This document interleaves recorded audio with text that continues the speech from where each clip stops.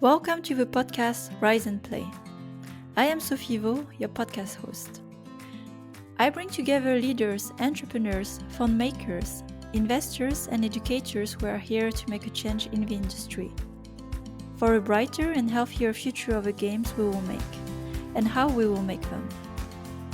We're here to start a conversation because listening and asking the hard questions is sometimes enough to inspire change in us, to take the leap too. Let's begin. Today, I am delighted to have as my very first guest, Drussila Hollanda Grunberg, to talk about her personal journey in gaming, which led her to found her own company and game studio. Drussila is a Brazilian games industry veteran with a background in game design and leadership from companies like Supercell, Ruga, and Rovio. In Supercell, she worked both as a game lead and leading the founding of Hive Helsinki, a new kind of coding schools in Finland.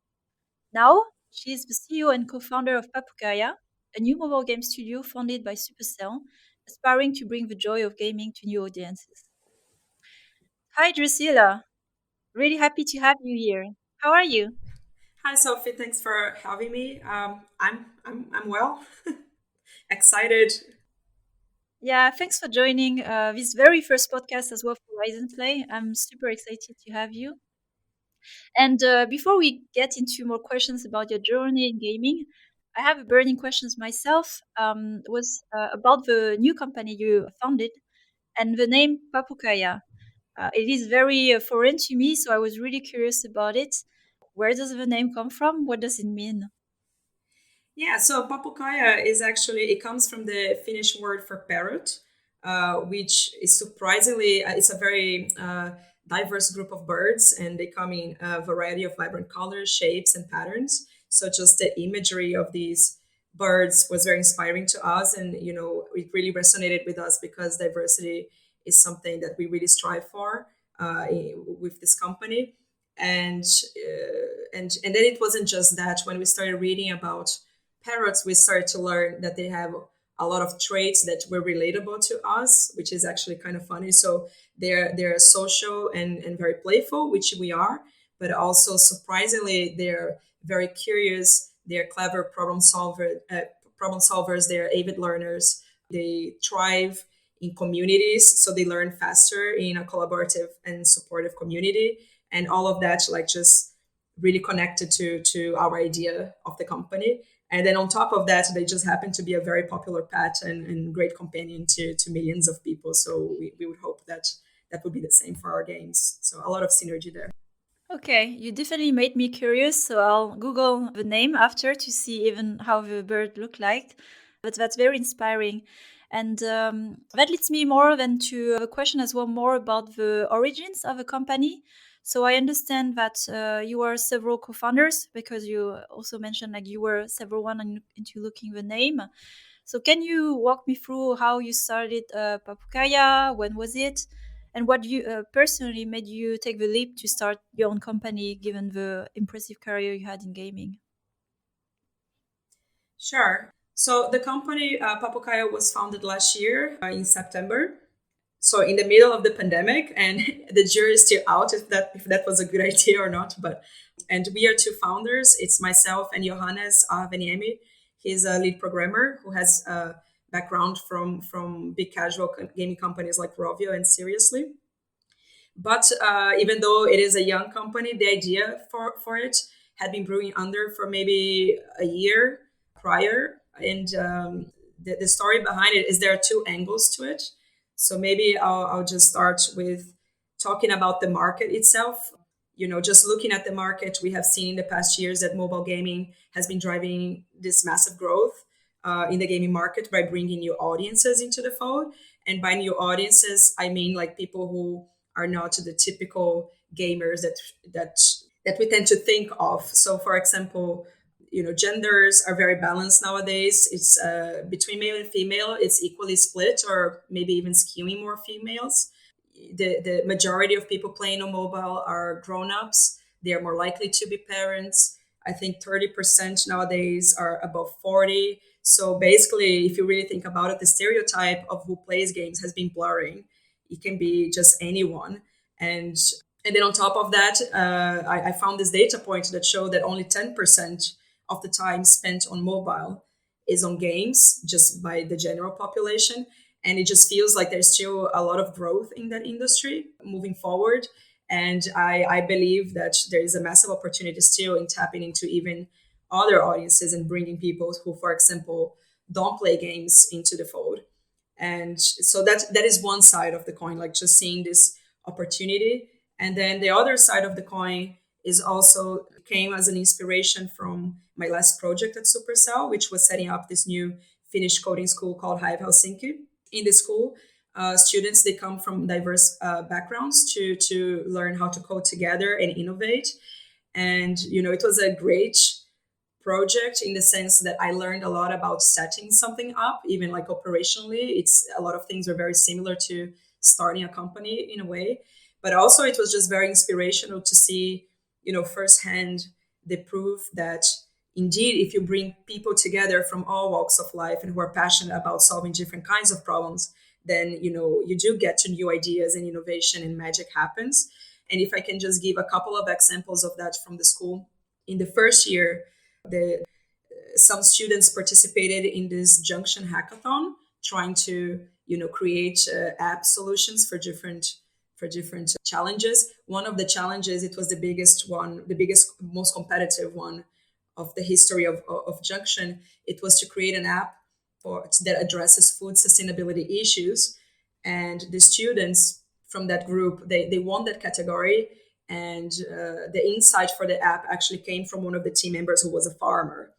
And so that was actually really inspiring to me. And then there was another case, another category, which was the main category of the night. It was to address cybersecurity issues for kids. And the team that won, the leader was somebody from Hive who was a kindergarten teacher. So you just start connecting these dots, that there it's not just talk, that when you put people from different backgrounds together, that you are tapping into different ideas and more potential. So that was just really inspiring to me. And then coming back to Supercell, that was in the back of my mind, like I'd like to see more of that in games as well. And it's not also unheard of in games. For example, I was reading a lot about Nintendo. They are very secretive about their culture, but there are materials out there.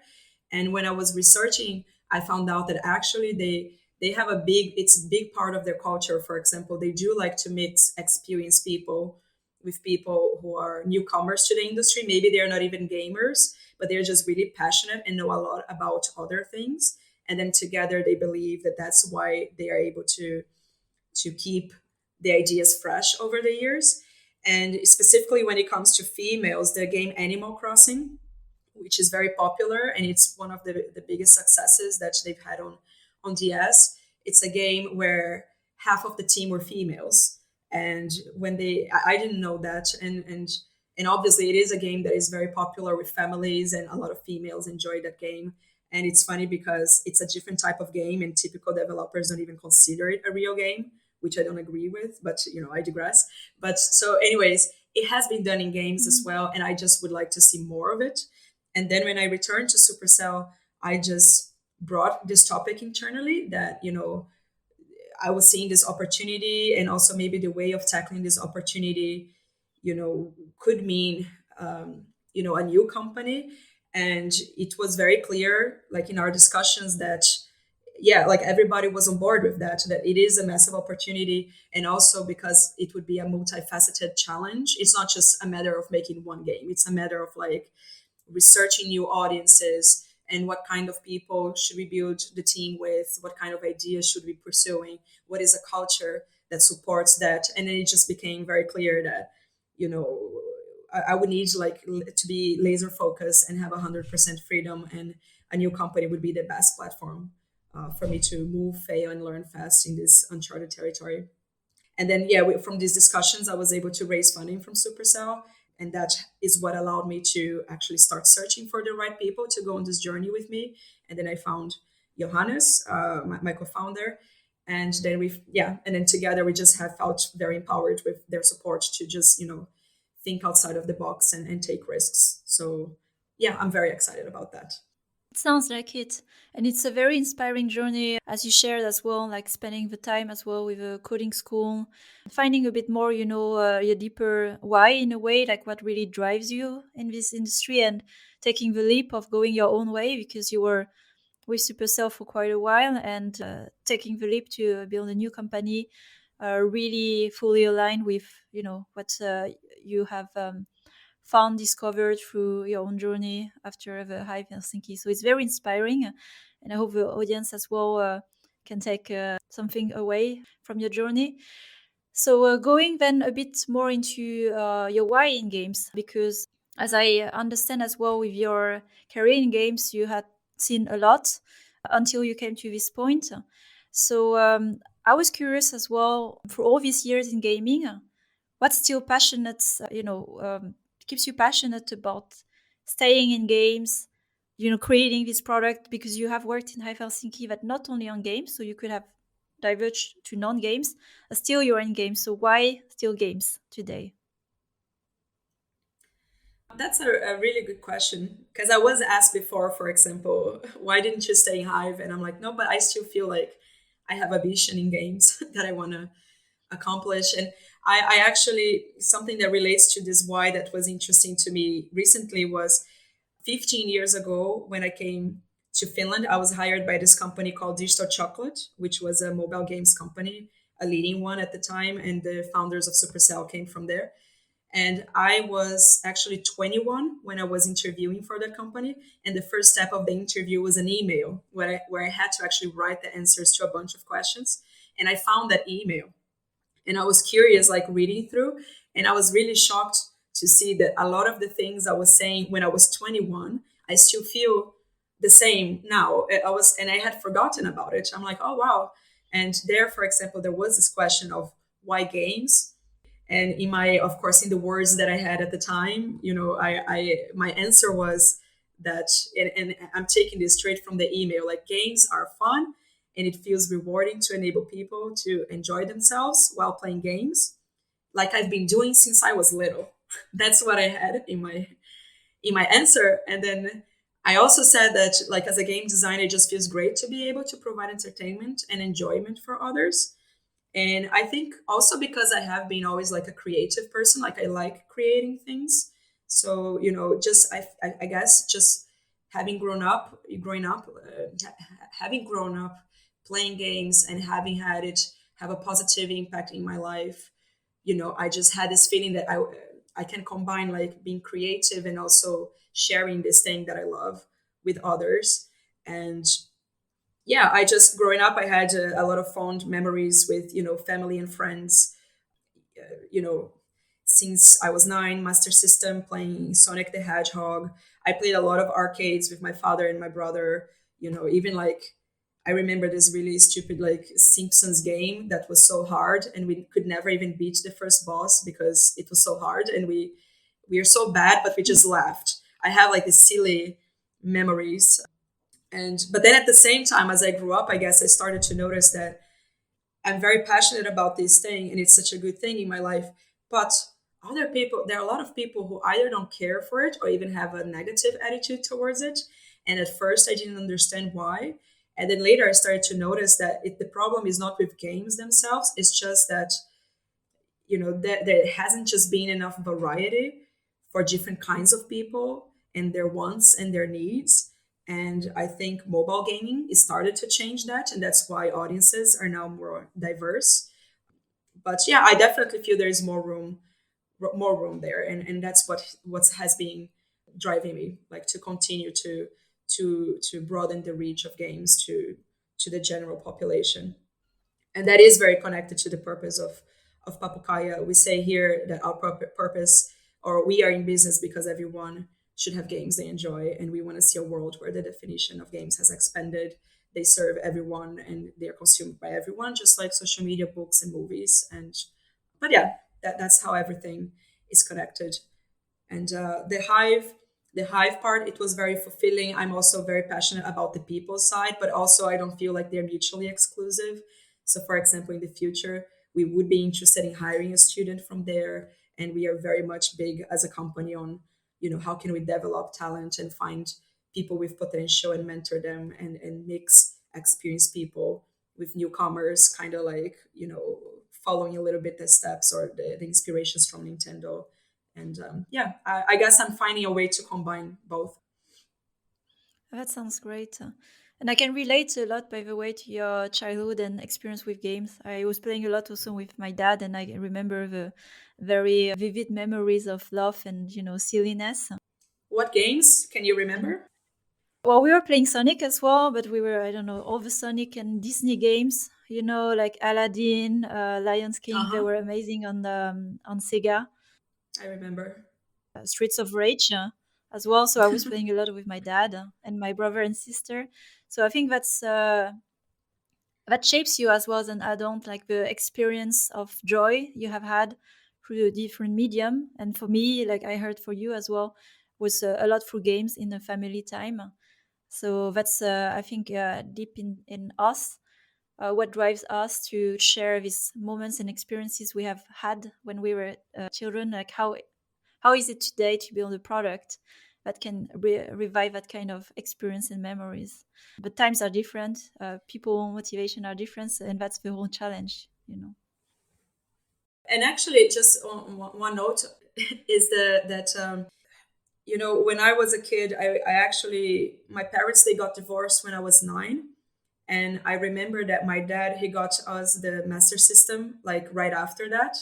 And it's funny because when I think of those times, I don't actually remember bad stuff, like people ask like, was that really traumatic? And I'm like, I just remember having like a lot of fun after my parents got divorced, because we had like more quality time like with each. And I just had like this really fun memories, yes, like with my dad and my brother. And so in a way, I think people underplay a lot like the power of games also, like just, it's not just a waste of time, it really is about connection. Yeah, thanks for sharing. It's also let's say personal anecdote. For sure, the power of games to create this moment of joy or imaginary world where you can still have a yeah develop, especially as a child. So not a coincidence that you are working in games and having such a big career in games today. So it's interesting for sure to understand as well some origins of that. So thanks for sharing. And a bit deeper than about, as we talked about your mission, actually, your why you created this company, I was curious a bit more as well about your personal values.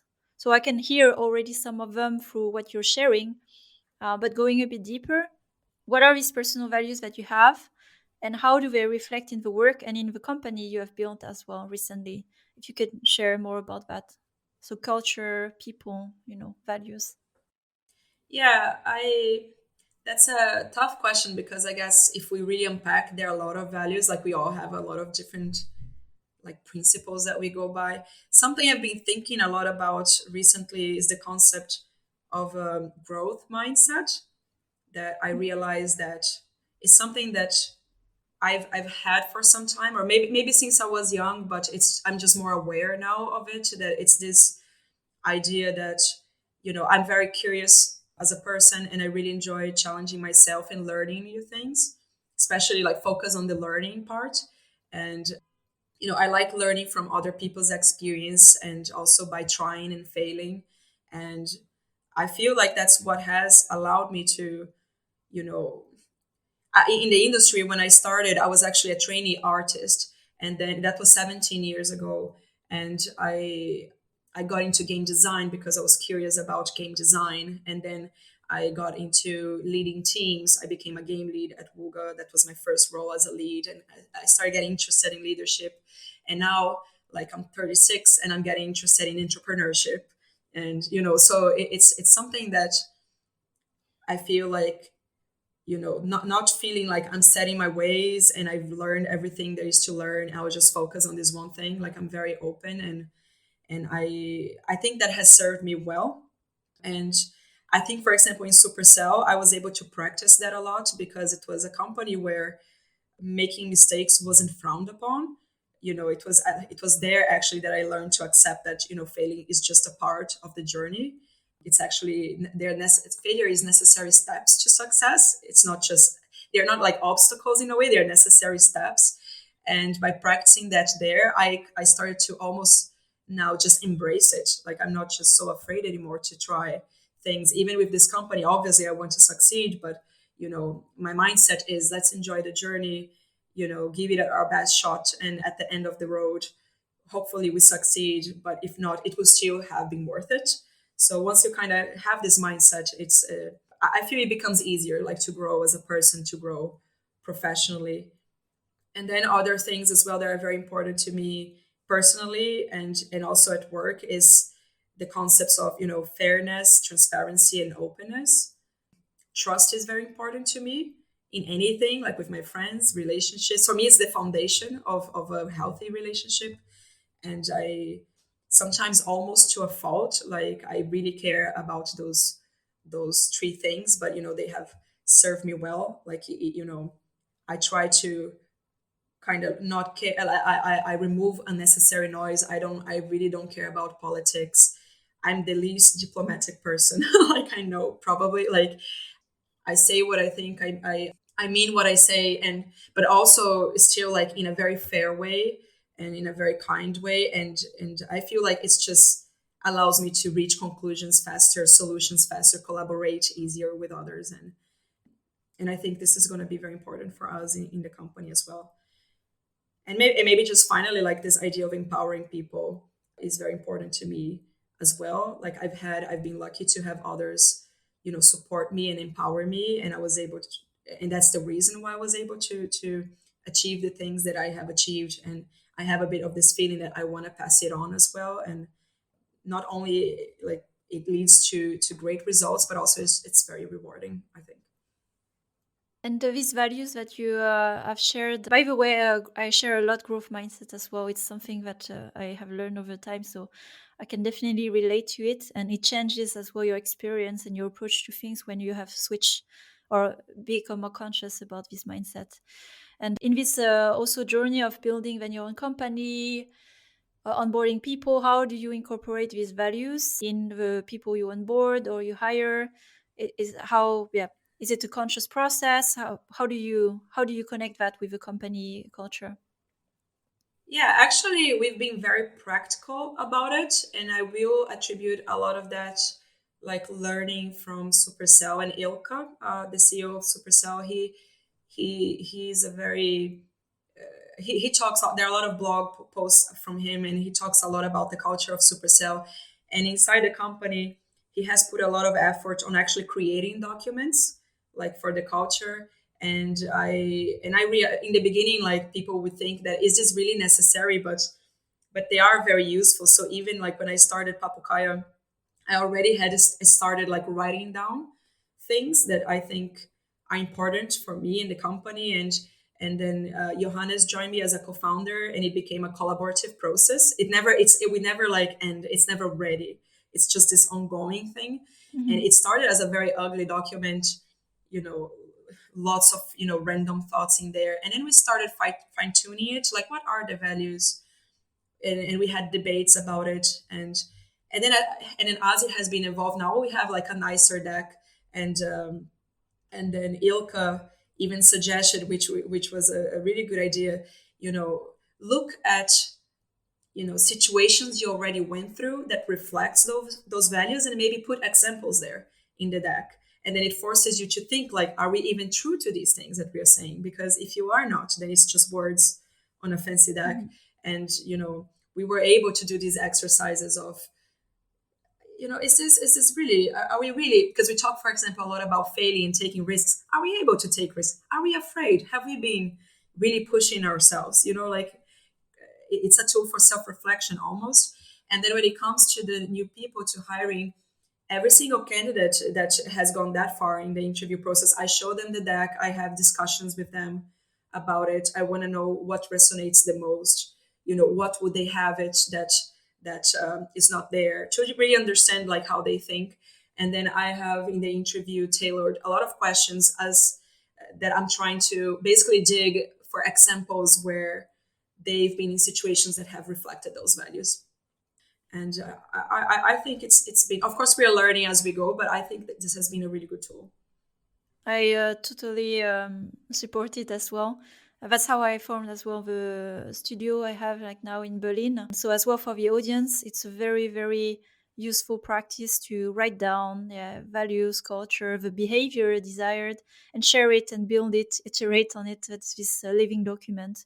So it's great as well that you've been doing it. And I honestly don't know any other way when you want to be really serious and consistent about the culture you create. So that's awesome. And would be curious to exchange it one day with you. I have mine as well, so that would be interesting to as well Ah, cool. see how we built it as well. I call it a handbook. It's a team handbook as well. I built a bit further in the values. What I'm always interested in understanding is as well in your position as a CEO now. You have a lot of decisions to make, hard decisions when it comes to the project you're pursuing, the people you're onboarding, you're keeping, etc. How to spend your time and focus. So, what are your guiding principles when you need to make important or hard decisions? Can you share more about that? Yeah, I guess it's a process in a way with a few different steps. I would say that first and foremost, listening to your gut is something like that you kind of have to start from that in a way. I feel like we all have been in that situation that you know something doesn't feel right. You kind of know what you need to do, but you still ignore the alarm bells for a Mm. while because it's uncomfortable, and that has never worked for anyone. So I think I have gotten better over time. Like just listen to your gut and try to deal with the situation. And even, sometimes you might be wrong, but most of the times there is something to it as well, or at least the opposite. Not listening to your gut, most likely, like we will lead you to bad outcomes, like more often than not. I think so. You might as well just go with your gut. Also, something that helps me nowadays, and maybe this is just something you collect over the years after you've been through many different many difficult situations, is the outcome is almost never as bad as you imagine. So there are all these situations that feel so scary, like, okay, if I let this person go, am I going to be able to fill this position within like this time frame, or you know will they be mad at me, or like there are all kinds of things that people think, or even killing a project, like killing a project sometimes can feel so personal to people. You can't separate like what is the project and you feel like it's a personal failure. There are all these feelings, these really negative feelings that you don't want to face or that you're afraid of.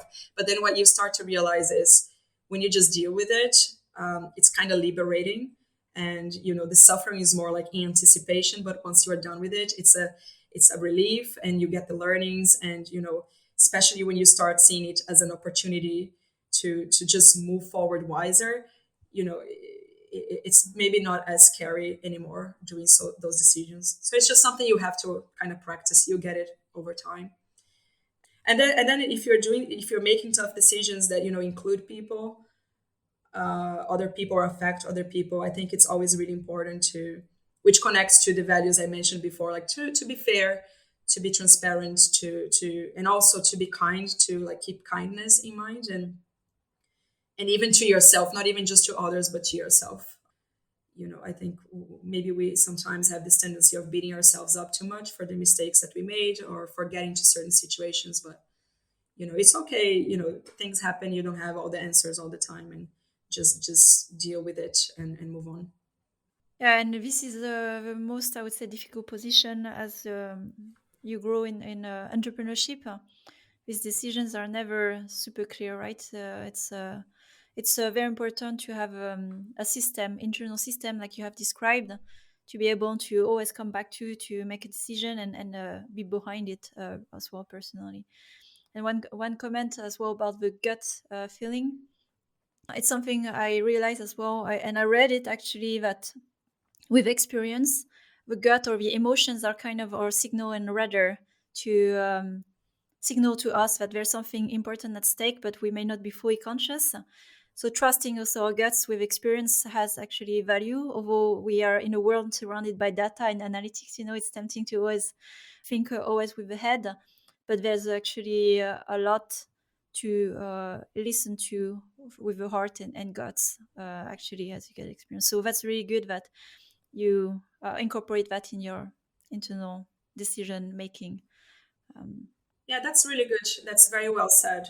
Yeah, it is true that sometimes you don't even know exactly why, but there's a signal that you are yeah, feeling, and yeah. yeah. I think also something else that also helps in my mind is the thinking long term. Hmm. Always prioritizing the long term is, sometimes you're in a really really tough spot, like in the present, and it's painful. And but I try to play this movie in my head that if I stick in this situation, what's gonna happen, next month, next year, or like really think down the Hmm. line. And then when I see that, yeah, this is not gonna lead anywhere good, okay, just rip off the band-aid. Yeah, it always helps as well long term. There's a cost of inaction, that we never see, and in our human brain, we see the short term consequence, but inaction has other costs long term that we don't see. So definitely helping to look long term. Hmm. Then let's switch gear a bit with another topic that is also very important to me, and I understand as well through our conversation that also important to you. It's diversity and inclusion. So it's a big topic in gaming. Yeah, I wanted to hear more how you're approaching it, what the actions you took. So some of them you have mentioned already as well with the school, coding school. But yeah, for example, with a new company as well you're building. Again, if you could share more how it's incorporated in your way of working and the games you will be making, and how you're hiring. Let's see where to start. Yeah, I guess like what I've seen from maybe some other companies, because diversity is a big thing now. Everybody's starting to, or not starting to, but well, maybe it's a bit more like of a topic now, and people are trying to catch up and incorporate more like diversity and inclusion policies and things like that. And I noticed that it's very hard for companies if they are just doing it because they think they have to do it but don't really like honestly see the value in it. And that even if, for example, in a company there is a leadership team that believes in it, unless they have the buy-in of the critical mass of the employees, it's very hard to sort of turn it around in a way. And I see this like for many many companies. It's not just like one company. And I think like and in a way I can understand that. So I've been thinking about this, like why is it so hard for people to understand like the value of diversity and just kind of incorporate that. And my explanation to that is just that this industry is a very, it has come a long way. Like it's already a very mature industry, and it's come a long way in with homogeneous teams. And there's no denying that these teams have achieved great successes. So I can kind of, if you put yourself in the shoes of those people who are like now veterans and have been around, they've seen plenty of successes many times over. Without diversity, it served them well. So why change is uncomfortable. So what is this fuss all about? Can we just focus on our game? It's kind of like that. So I can respect that mindset. That is true. And maybe I don't think that every single company and team needs to be like super diverse or anything. I do think, however, that something that worked 5-10 years ago won't necessarily work in 5 to 10 years. So it's definitely a bus that I feel like people should start like hopping on. For the long term, we shouldn't be driving looking at the rear like mirror. We should be looking forward. And like I said before, in terms of the business opportunity for Papukaya, we know now that so many different kinds of people play, and the consumer behavior is changing. And I think it's going to be really hard for teams who are not able to incorporate people of different backgrounds in the creation of games. And in terms of like Papukaya, I think just because I really believe in it, and also my co-founder Johannes, and not even just from business perspective, like we actually just think it's more fun, being in teams that with people who are different than us. We feel like we learn a lot. Maybe comes from a place of being very curious as well. We are curious about different people and we want to learn from their perspectives. So it's just a part of the DNA, and then we want to make sure that with every new hire we talk about these things, that this is important to us, and we want to know that they're fully on board with it. And we discuss mentoring, for example, a lot with our candidates. If we'd like to have a student who has maybe this kind of background, would you like, how could we support somebody like that? So we have a lot of discussion like this already in the interview phase.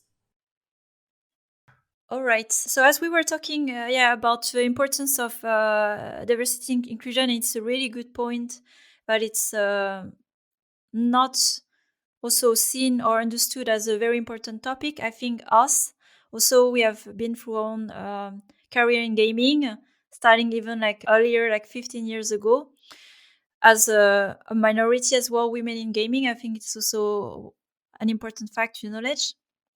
So I was curious as well in your journey as a woman in game, and even today as a CEO, female CEO. What are the challenges you're facing in this position or have faced in your past career, as a woman in games? If you would like to share a bit more about it. Yeah, I would say a common thread since the beginning of the career is that there are biases that people have, or beliefs that sometimes are not even conscious about gender. And sometimes as a minority you are at the receiving end of a lot of assumptions. And like, people don't see you immediately as an individual, they see you as your gender in a way, and then a lot of assumptions come from that.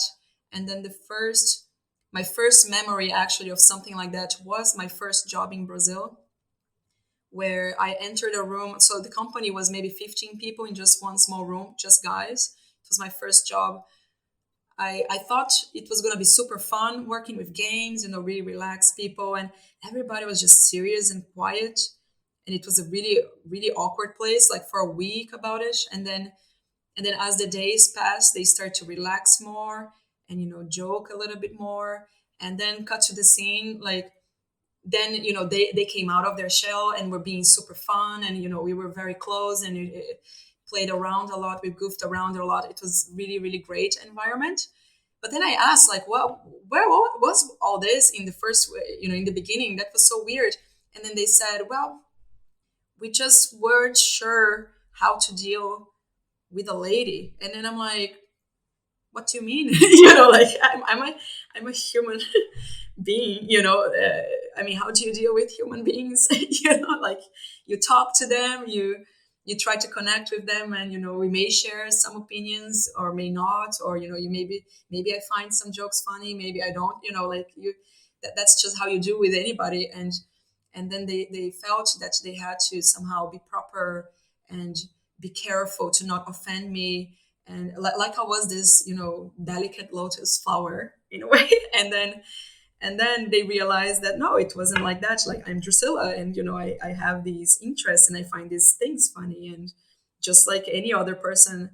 And I feel like even though that was a long time ago, there's still a little bit of that. There are biases still, and especially in leadership.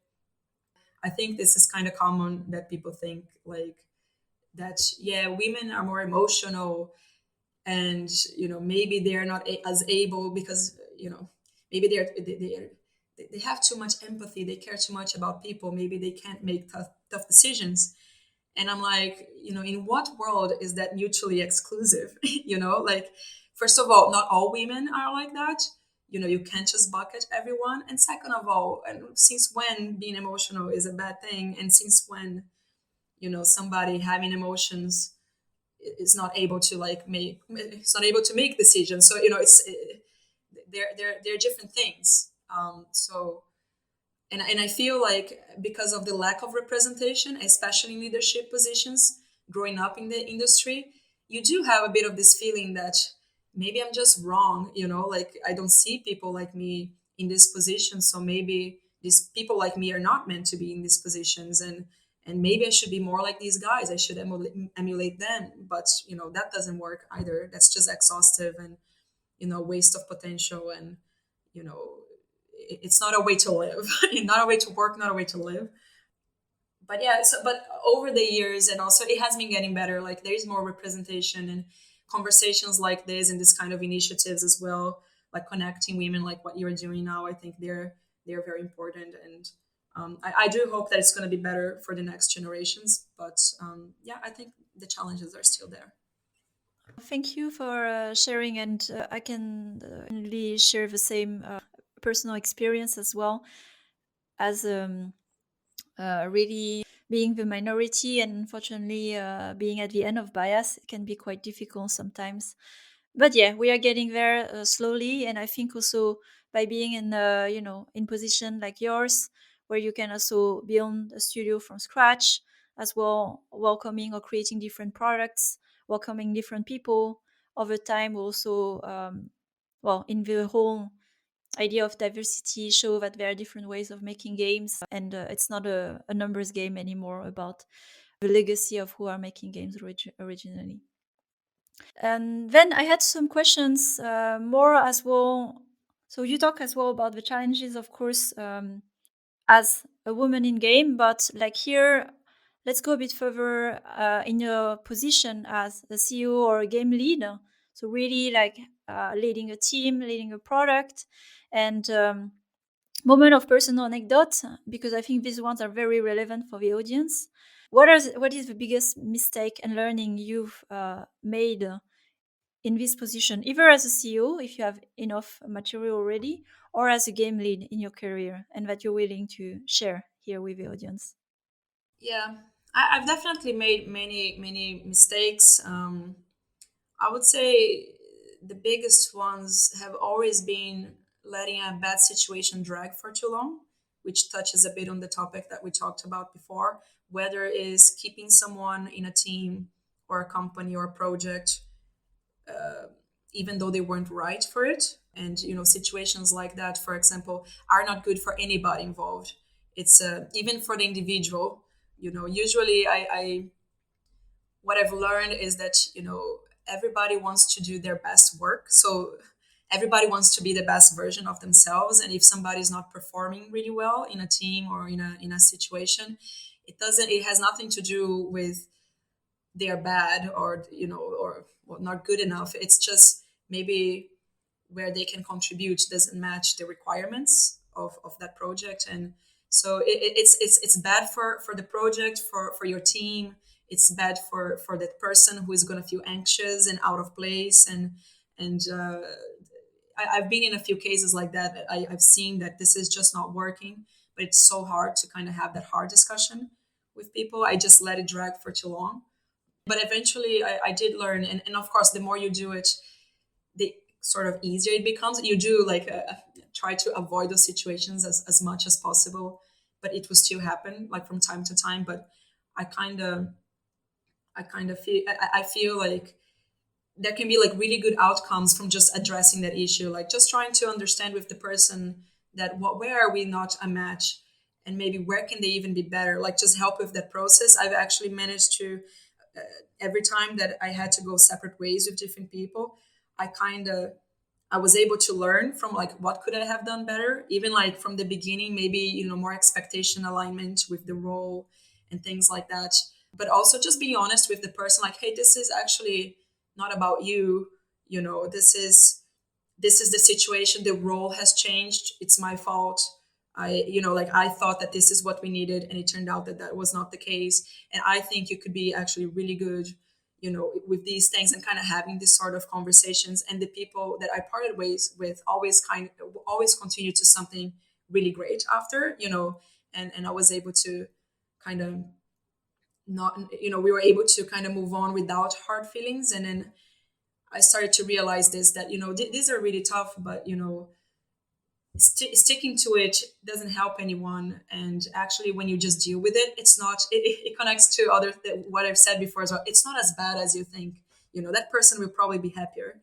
They're not going to be like miserable, forever. They will actually be really happy, because this is not a good situation for them either. For people who are hiring and sometimes unfortunately have to offboard people out of kindness, actually, it is conversation that can go well. And I learned this as well the hard way. And you are mentioning it. It's like you are trying to find what is the best place to be for both. And it can be uh, healthy conversation as well over hard. And about further about the stress, as your position as well as the CEO, this will come, and we know both of us being in these positions, leading a studio. A lot come to us, external factors. I mean, life, lockdown. So, what is your strategy or your I don't know motto to deal with stress of life, of work, and keep the course, of things? I think that's an interesting question because I've been going through like a lot of really stressful situations, and I some people have asked me like, do you even get stressed because you're so functional? And then I'm like, oh, if you could look behind the curtain, you would see the mess. And I was wondering recently like, why am I so functioning? But I guess it's because I just it's again the the long term thinking, and I've seen through the years that there's always a light at the end of the tunnel. you know it's you are always going to find a resolution, and just just similar to the things that we talked about for like making tough decisions, follow your gut. Remember that the outcomes will never be as scary as you think. And be kind to others, to yourself. And for example, I'm the kind of person that likes to go at 100 always. Like, I'm quite the perfectionist, and I care about everything, small details, big picture. That can be really stressful sometimes. Like, I've been told I care too much. I don't know if that's a bad thing, but sometimes I'm like, okay, for can I go at a 80? Like, do I have to go at 100 for every single thing? Is this gonna make or break something? Like, and kind of like not feeling ashamed of prioritizing my peace of mind as well, because that's important. So even if a day off, like even something like that can be just what you need to clear your head, and then re-energize yourself. I think in the past I used to think a lot like, or I would be guilty, I can't relax because I'm relaxing and I have things that I could be doing, I'm not being productive, and that would stress me out. And now I'm starting to be more like, you can't break yourself. So that's not going to accomplish anything in the long term. So just take a break. I, and yeah, I think that helps a lot. And also talking to people, not like just taking everything on your shoulders and thinking that you are alone. Because I think being a leader or a CEO, it can be a very lonely spot. You don't have a lot of peers around you who do your job in a way. You're sort of that one person that has that role, and you're going through it alone. But then at the same time, I'm like, okay, I have this great network of people. I have no shame in nowadays in approaching them, and just like, can you just hear me out? Can I just pick your brains? And then when you talk to people, you realize that they've been in the same situation, and I'm not the first and I'm not the last. And it's very nice just to have that connection with others. Yeah, you mentioned two important things, I think, in this situation, position with responsibilities, taking some time for yourself, and surrounding yourself with a moral support network. Very important to be surrounded. Definitely, it can be a place where it feels lonely. So I hope the audience can take this away to make sure that they have either or these two things. And to close a bit of conversation today, I'd like to look towards a bright future with you. And I have a few hot questions to close this podcast today. One first is, what are the next big steps for your studio? Yeah, so we are still trying to complete our core team. We are just missing our game designers, so we are almost there. We have been prototyping a lot in this past months with Johannes and I, and we did find a lane, or a game that we want to develop further. So now that we know what we want to do, we are building this team, and yeah, it's building still the team. And hopefully soon we will have a roadmap for the first soft launch, and just cranking up towards it. Yeah, and in the long term, I would really like to see that we indeed succeed with this idea of having more different kinds of people, different backgrounds, and And I'm just very curious to see if the hypothesis really will be validated, that we will get new ideas and reach these new audiences. Right, and then for the audience, you heard as well the open positions for exciting new studio of Drussila. So feel free to reach out to her after this podcast. Second question for me is, who was your role model, either in the industry, game industry, or personally? So one person that really inspired you heavily in your journey. Many different people did, and it's hard to say just one, so I'll have to go with two because they kind of I can't separate them. But it is Miko and Ilka from Supercell, the founders of Supercell. Miko Koresoya, and they've been I've been working with them since Digital Chocolate, so from 15 years. And I started as a game designer. I was still very fresh when I started in DChalk. And Miko, for example, he has kind of unofficially been a mentor to me, like throughout my career. And I learned a lot from him in game design. He was the one who actually noticed that, hey, you are good with people. Have you thought about being a producer? And then put the seed in my mind that maybe I could be more like a game lead type. So I've been very lucky to have him in my journey and supporting even like this company. And Ilka in Supercell, I did learn a lot from just seeing how he leads. Of course, we all still have our own styles, like we just discussed this, that you don't have to be the same as everyone else. You have your own flavor and your own values in different ways. But I did learn a lot of what I bring with me are things that I internalize in Supercell, and I think it's very much a reflection of the leaders there, Miko and Ilka. Like, for example, this idea of embracing failure and just learning fast, taking risks. Ilka says a lot that if you're not making any mistakes, you're not trying hard enough. So things like this were very encouraging, and I think I built a lot of confidence there, like just being able to try things and get a lot of experience. And I don't think I would be here without that support. Very inspiring. And my last hot question, if a bottle in the sea, if you had one thing you wish to change right now in the industry, what would it be? So if I would change something in the industry, what would it be?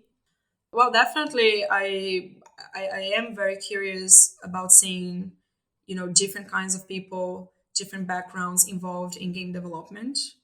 And I think there are great games that are not being made, or ideas we haven't seen yet, and that we could, if we are able to tap into more diverse talent. And actually, I don't know how this is going to sound, but maybe a little less elitism as well. I think there is a lot of talk of, what is a real game, what is not a real game. For some people, mobile games are not even real games, or who is a real gamer and a real developer. And I'm like, come on, there's room for everybody. There's like huge demand, all kinds of needs out there that needs serving. And let's just all have fun together and learn from each other. And I think this industry could go a lot further. Thanks a lot, Drusilla. I totally buy the last line you said. I would like to see a future like that as well. Thanks a lot for joining today the podcast. It was really great to hear from you and what I've seen in the industry, and looking forward to your games and teams that you build in Helsinki. Thank you, Sophie, and thank you for inviting me. This was a really nice chat, and also it was nice to hear your own input into some of these topics. Thank you. Bye. Thanks for listening to this new episode of Rise and Play podcast. If you enjoyed the content and want to support what we're doing, rate and review the podcast, spread the word about it. If you'd like to contribute to the change too, reach out to me on LinkedIn for a collaboration. You'll find all the rest of the content on riseandplay.io, including my free masterclass on conscious leadership. Until the next time.